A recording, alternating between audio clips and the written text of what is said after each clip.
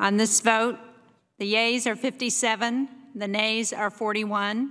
All 41 Senate Republicans stuck together, putting the brakes on a bill that would crack down on derivatives trading and establish rules for unwinding failing banks. It appears as if all the Republicans have decided that the rules in place now are the rules we should have going forward. That's what happens if we don't do anything.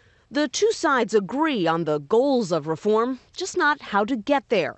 Democrats say the Consumer Protection Agency created by the bill would guard Americans from predatory mortgage loans and credit offers.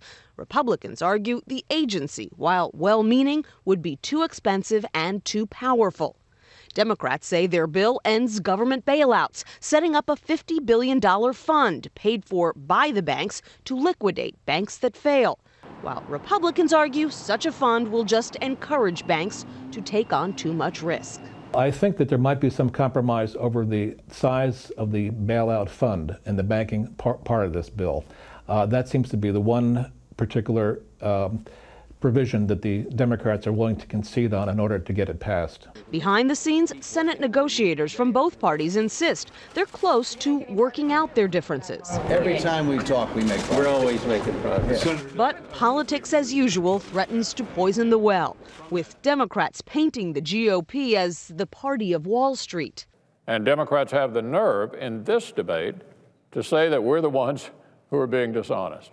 Republicans say they won't be rushed on such major reforms. Democrats say, who's rushing? This legislation has been in the works for a year and a half. We held dozens, if not hundreds, of hearings on the objectives of this legislation. Objectives, again, that I think colleagues on both sides of the aisle agree upon.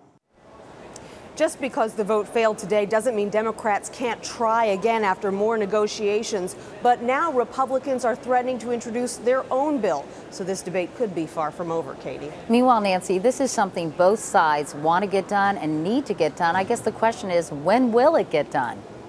Well, both sides say they'd love to wrap this up in a matter of weeks. But as you saw with health care, weeks around here have a funny way of turning into months. So it's really anybody's guess. All right. Nancy Cordes on Capitol Hill tonight. Nancy, thank you.